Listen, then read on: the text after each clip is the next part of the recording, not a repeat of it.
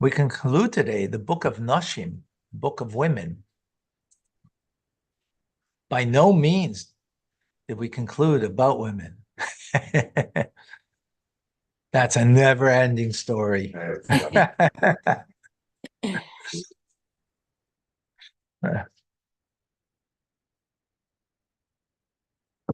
A never-ending story. And as it ought to be. As it ought to be. All right, we're doing the laws of Saita. Saita is the wayward woman that we learned about. She was warned not to be with a man or to be secluded with a man, right? Just seclusion. And she was before two witnesses. So we learned yesterday many details in this law, of course, of what that means, the parameters for that. And what she then has to take is a potion with a written paragraph that God's name is crushed into the potion of water, and drinks it. That brings either her innocence or guilt. By the way, you know what it also did? The one that had related, this is a total miracle, this whole thing. Because the one who had relations with her, right, would also die as she would die. And he wasn't even there. She drank the potion, at least. Say the potion was something, right? Had nothing to do with the potion. It just happens to do with God's law. He would die just like she would. Wow. So you just, no matter where he was in the world, drop dead. Yeah. Now, there was parameters to that of when that would be working and not, right? If the husband, right, who was jealous about it, right, who was the one who made the claim against her, right, he ever had illicit relations, then it wouldn't work.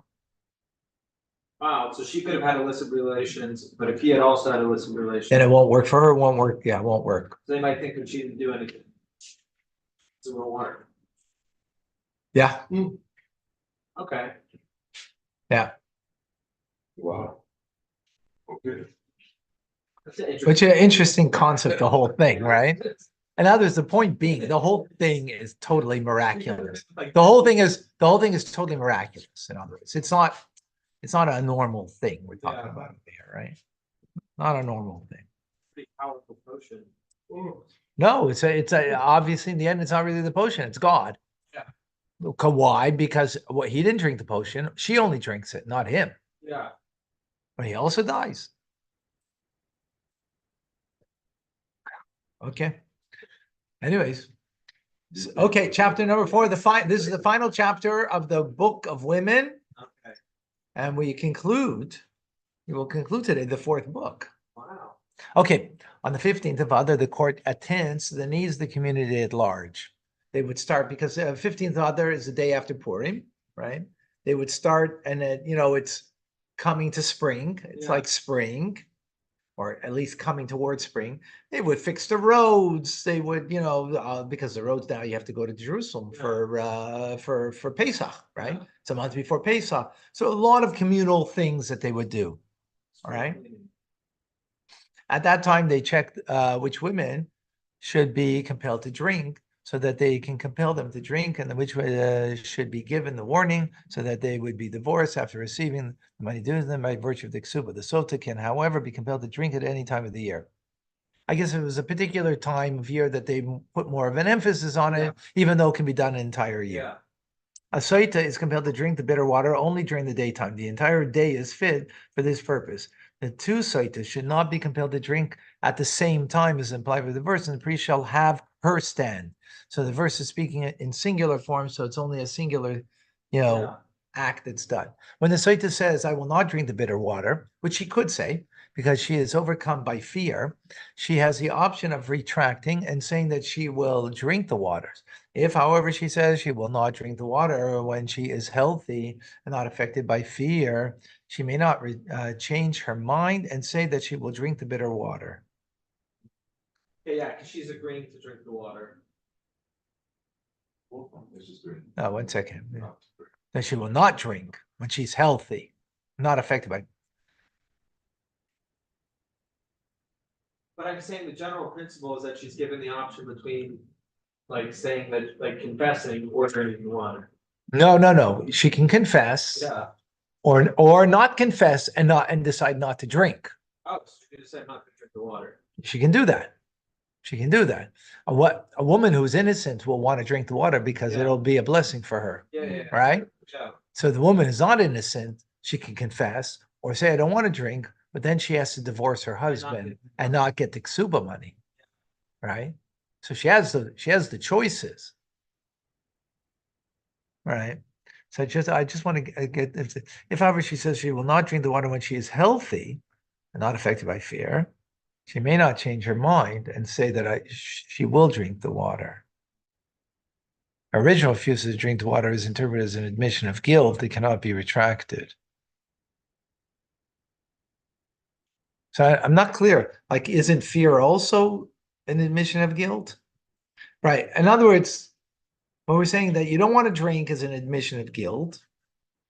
But if you're overcome by fear, isn't that also not very clear on that? Well, maybe she just wants to divorce her husband. She's playing an excuse, a pretext. No, that's not what we're saying here. That's not what it's saying here. It's saying here that the fact,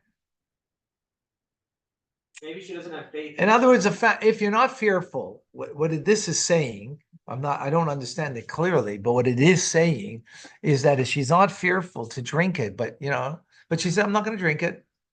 You can see if there is a fear on a person if they're doing out of fear. So then she could retract it because she's not fearful now, and she will say, I will drink it. Yeah. Right? She overcomes that. Yeah. Right? If she is not fearful, that means, and she won't drink it, that means she's just holding herself strong, Yeah. right? But she's guilty. That's it. That's admitting that you're guilty without admitting, right? Because when fear overcomes you, so you say the fear is overcoming because you don't know, you know that if you're innocent that you may not, right? But here, if you don't have the fear, so that's what it's saying, which I don't get it exactly. Okay, number 4. And she says, I will not drink before the scroll with God's name written for her is blotted out. The scroll is entombed, right? It is not fit to be used for another sota. Her meal offering is scattered as ash heap. If she says, I will not drink the water after the scroll has been blotted out, right? Because they take the scroll and they blot it, write a scroll from this scripture over here of the Torah, and then they take it and they blot it out into this drink. Then we take hold of her and force her to drink the water. Once God's name is been blotted out, she can't retract. She can't retract. Okay. We intimidate her so that she will drink, and we tell her, my daughter, if you are certain that you are innocent, stand firm. Drink the water without fear.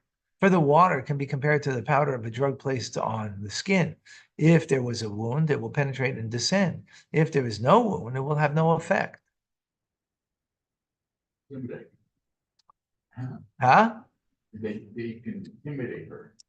Intimidating with these words, not intimidating her with, taking a stick and saying, I'm going to hit you. Intimidating with these words. These words are intimidating. Right? Is this related to the verse we just read that, like, you take hold of her and force her? Or is this, because if you're taking hold and forcing her, is it saying like you first try to intimidate her and then if she doesn't do it, you force her? Or is it saying like as you're forcing her, you're trying to intimidate her?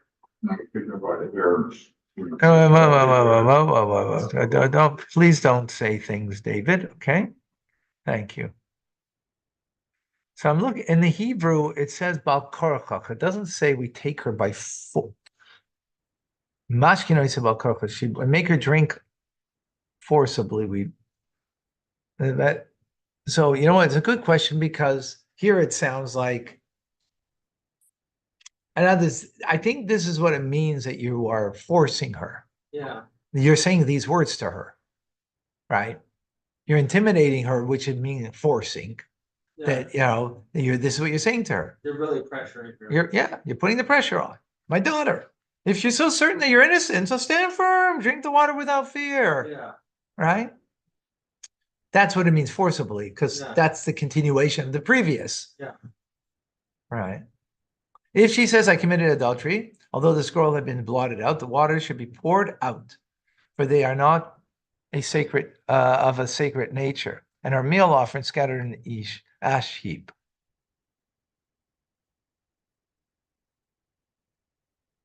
Right. Okay. Because she now admitted. When the scroll of the Sota is written at night, it is unacceptable. As implied by the verse, it says, and the priest shall write, and she shall drink, and he shall offer, establishing equivalence between the different activities. Just as sacrifice must be offered during the daytime, right? No sacrifice can be brought at night, only during the day. So too, the writing of the scroll and the making the woman drink must be performed during the day. We just make an equivalent. The verse is equivalating, making an equivalence between them. If the scroll is written in non-sequential order, it is not acceptable, as implied by the verse, which states, "And priest shall write these curses in sequence." Right? If he wrote the scroll before she accepted the oath, it is unacceptable, as implied, and he will administer an oath, and he will write. Right? There's an order. The verse is telling us. You got to follow that. If he wrote it as a letter, it is unacceptable, for the verse says it's a scroll. And if he writes it on 2 sheets of parchment, is unacceptable, for the verse says a scroll, 1 and not 2 or 3. It may not be written on paper or untreated parchment, but rather on parchment scroll, as implied by the use of the term on a scroll, as it says.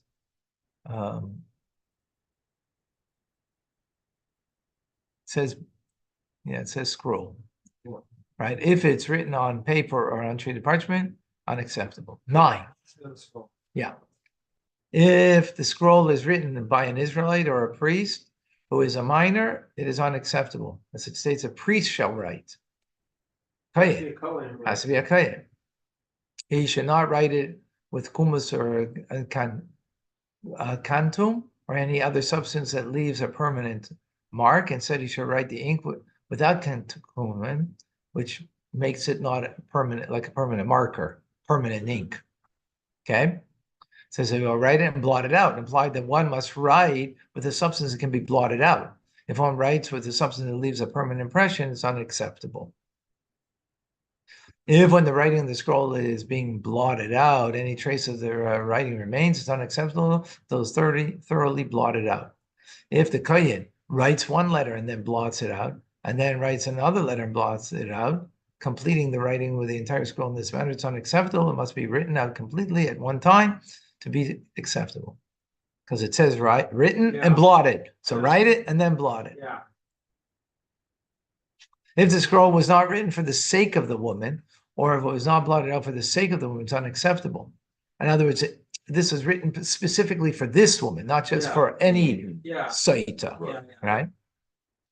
And if a kohen wrote 2 scrolls, one of each of 2 saitas, and blotted out into the same cup, or blotted them out into 2 cups, but afterwards mixed them together in 1 cup and gave them to 2 women to drink from it, it's unacceptable. Neither of the women drank, only the water of which her scroll was blotted out, right? It was a mixture. If 2 scrolls were blotted out into 2 different cups, mixed together and then separated again and again into 2 different cups, the women should not be given the water to drink. If, however, they were forced to drink the water, it is acceptable, because it was first separated, then, right, there, and then mixed together and then separated, because they were first, not exactly clear here why it shouldn't be done that way, but if it is, because it was initially separated for each one intended for who it was meant for, even though then it was mixed into different cups, right?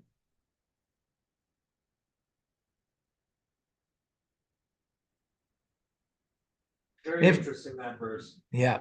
If the water prepared for the Saita is spilled, the Kohen should write another scroll and bring other water. If the water spills but some remains, a woman should not be forced to drink it. If she drinks the remaining water, it is acceptable. What do you mean? It should be another one? For on the outset, the woman must drink all the water in which the scrolls are, right? In other words, the proper way is it should be all the water that the entire scroll was blotted out into, right? But if it did spill, so then you could do it this way too. Number 12, if the water of the Saita is kept overnight, it becomes unacceptable. If it was placed, if one placed the dust in the cup before the water, it's unacceptable. If there's no dust in the sanctuary, one should bring dust. Oh, because you're supposed to put dust into it, right? But if you put dust first and then the water, no. Water first, then the dust. Then the blotted paper. And then the blotted, yes. Parchment, not paper. If there's no dust in the sanctuary, one should bring dust from outside the sanctuary, leave it in the sanctuary, then take some of it and place it into the water. You should not use ash. He may, however, use rotten produce, for it is considered to be dust. Okay, has a logic. 13. The kohen should not dig with a hatchet under the floor of the sanctuary to remove dust. As implied, the dust that is on the earth of the sanctuary, if one did dig and remove dust, it's acceptable.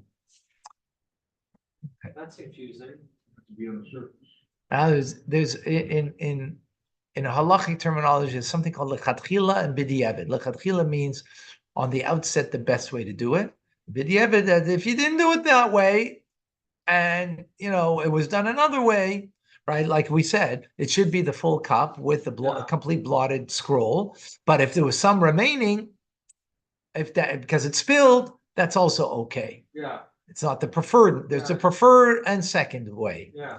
That's right. So the preferred way is the dust should be on the surface, not taken from underneath. Okay. But if for whatever reason it wasn't done that way, right? That's also So acceptable. what do you mean on underneath? You mean you shouldn't be digging for the dust? Digging for it, right? Yeah. No, it says because what if there isn't? The place was cleaned and there is no dust, right? So then take from there, but place it on the ground. So now it becomes dust of the sanctuary, Yeah. right? But what if you didn't do that? So So then it's still okay. It's not the preferred way, but it's the second best way, so to speak. 14. If the kohen first brought her meal offering and then had her drink the water, it is acceptable because that's the way to do it, right? You deviated from the way you're supposed to do it. After the fact, it's acceptable. If her meal offering became impure before it was placed on the sacred vessel, it should be redeemed like any other meal offering that became impure before being consecrated in a sacred vessel, and should bring another meal offering. So it became impure, bring another one. If the meal offering became impure after being consecrated in the sacred vessel, it should be burnt, so you could use it. Because once it's in a sacred vessel, it becomes consecrated, the meal offering. Consequently, once it became impure, it must be burnt.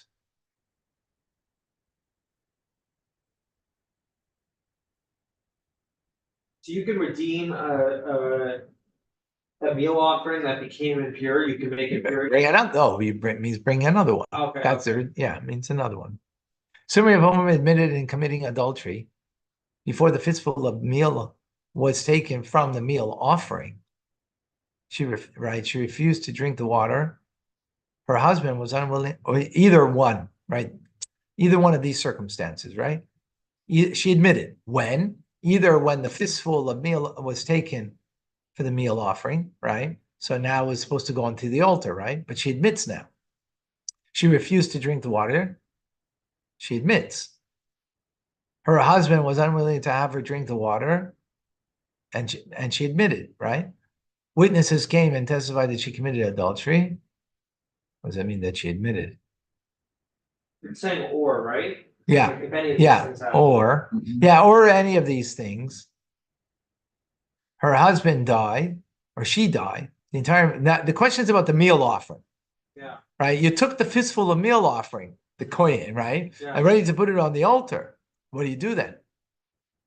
Tile meal offering should be burnt. So in other words, it's not a regular offering Yeah, anymore.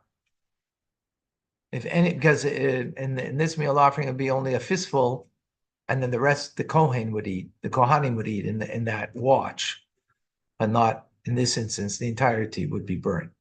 If any of these things happen after the fistful of the meal was offered, the remainder of the meal offering should not be eaten. So what happens out? You put it onto the altar, the meal offering, right? And now she admits. She admitted. What do you do with the rest of it? Because remember, the rest of it was for the Kohanim to eat. Don't eat it. Right? That's a good question.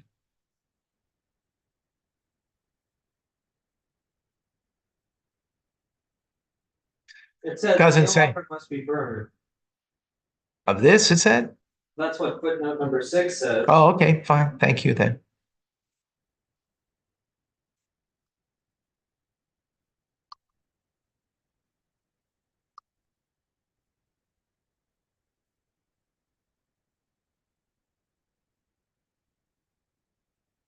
Okay. Unfortunately, I have to stop here. So close to finishing the book. Thank you. Good How choice. much is left? You could speed through it, Yeah? like 2 pages or less. 2 page? Okay, you know what? Okay. Let's go for it then. Yeah, What number are we on? we're 16. yeah. And how much do we have to what number? 1, 2, 3, 4, 5, 6, 7, 8, 9, 10, 11, 12, 13, 14. Huh? We have 17 more verses.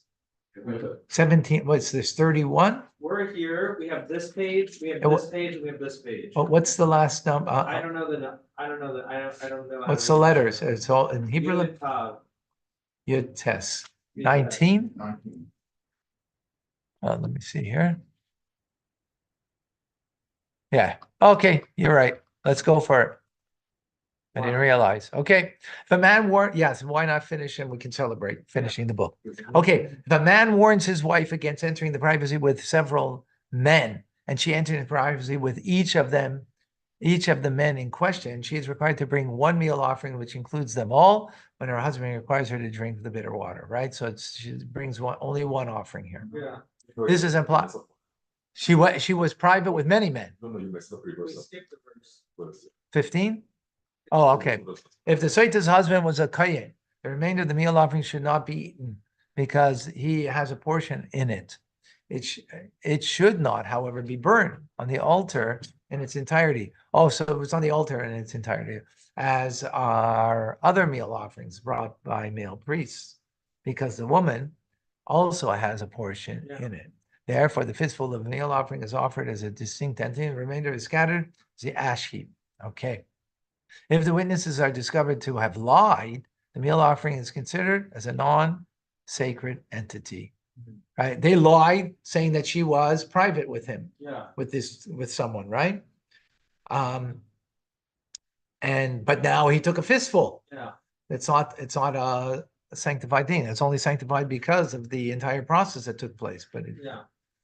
if a man warns his wife against entering into privacy with several men, and she entered into privacy with each man in question, she is required to bring one meal offering that includes them all when her husband requires her to drink the bitter waters. This is implied, which uses a plural term when referring to the meal offering brought because of the warnings. One offering can require several warnings.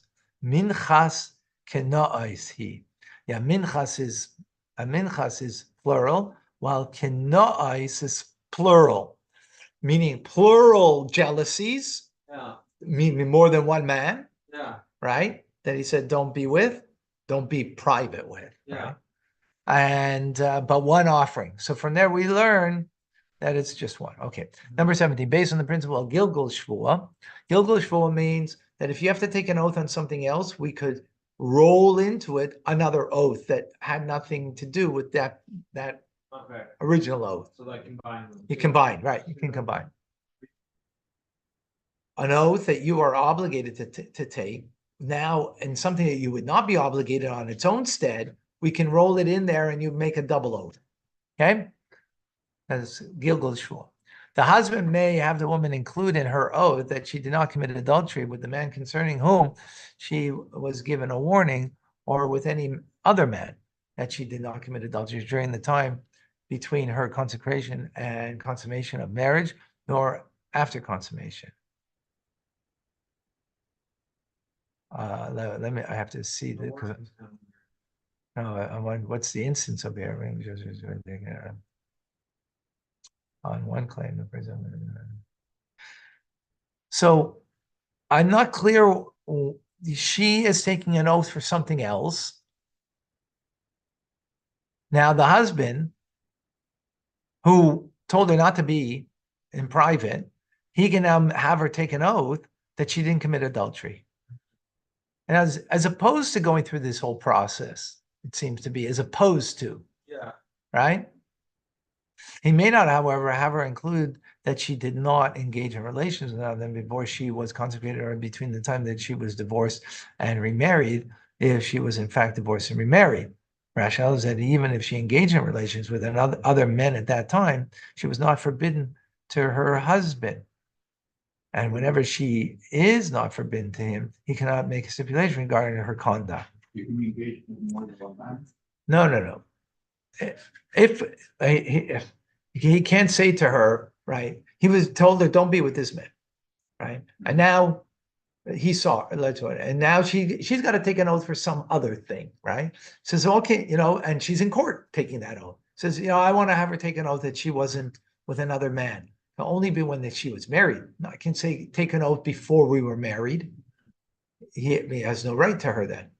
Even if she was, he can't make her take an oath because that he has no relationship to that. Yeah. Right?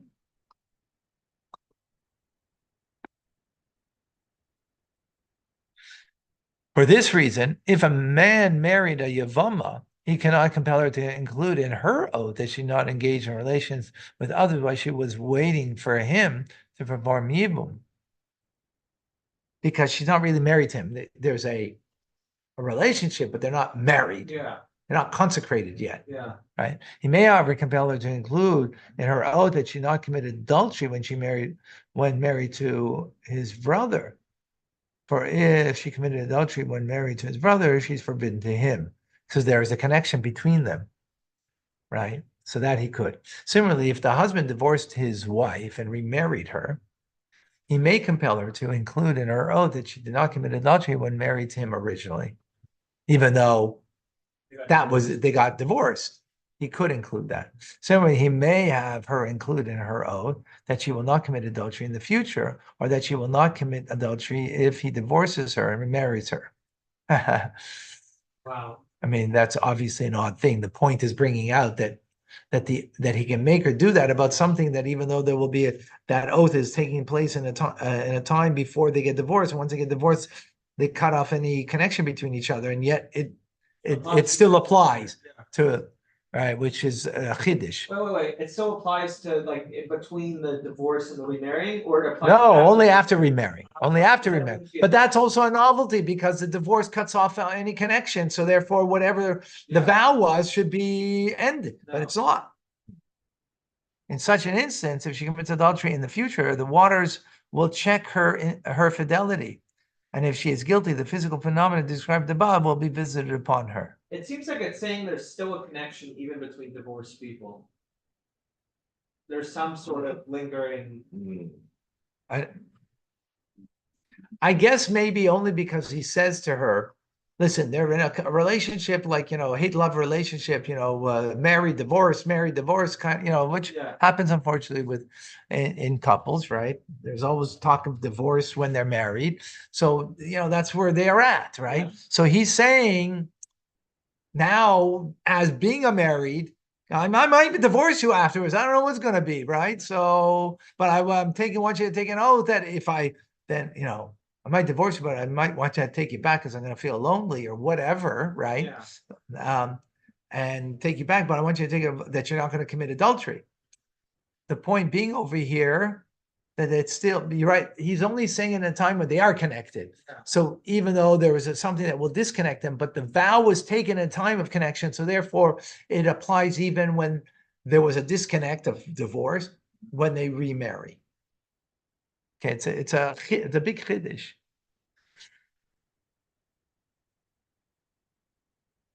All the above. Okay, all of the above is implied by the women's response to the oath. Amen, amen. Oh, how do we know everything here that we just said? It says amen, amen. This can be interpreted as meaning amen with regard to this man, amen in regard to others, amen with regard to the time when I am married, amen to the time that when I was consecrated, amen to the time of the past, amen to the time of the future. In other words, the sages learn out from the double amen.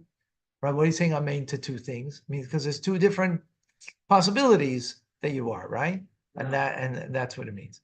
It is a mitzvah of the Israelites to issue a warning to their wives, as implied by the verse, and he shall warn his wife. Our sages said, whoever issues a warning to his wife has become possessed by the spirit of purity. A warning should not be issued in the spirit of levity, nor in the midst of conversation, nor with frivolity, nor in the midst of an argument, nor in a purpose of instilling fear. If, however, a man transgressed and issued a warning to his wife under such a warning is binding. Binding meaning that if two witnesses come now, right, that's what it means. But in others, it's a very serious thing. So the warning has to be given in front of two witnesses, right?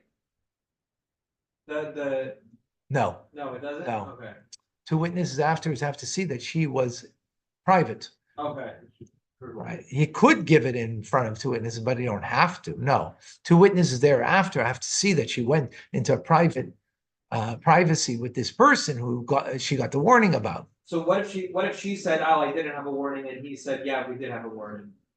You take his word. Good question. I don't know. Okay. Yeah.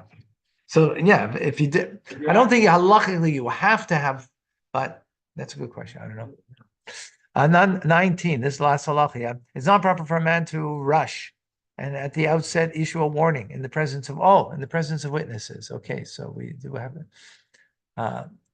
Is likely to cause shame and embarrassment and prevent healthy communication between husband and wife. If, however, the warning that was delivered gently and in a private is not effective, then the husband should warn his wife in the presence of witnesses.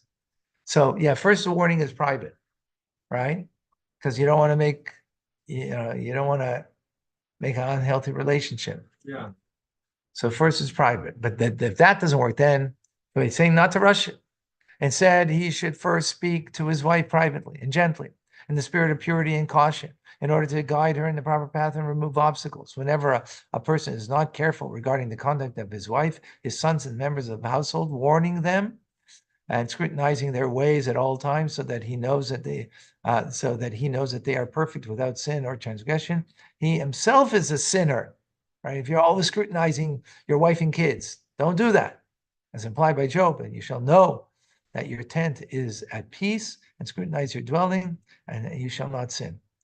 So you got to be careful with that. Don't tell me to scrutinize. No, don't be on their back. That's what it's saying over here. Okay. Don't be on their back, not on your wife, not on your kids, right? Huh? Don't be nitpicking. Don't do that. Oh, that's what it means by not careful. Okay. That's what it, yeah. Yeah. Don't do that. At the same time, you have a responsibility, but you have to be careful. Do it gently, do it privately. Don't be embarrassing about it, and so on. Don't rush to do it. Exactly. Brich Rachmana Disiyat. Blessed be God who grants assistance. And we have finished, concludes the fourth book with the help of the Almighty. Unbelievable. Amen. Amen. Amen. Amen. Shkoyach.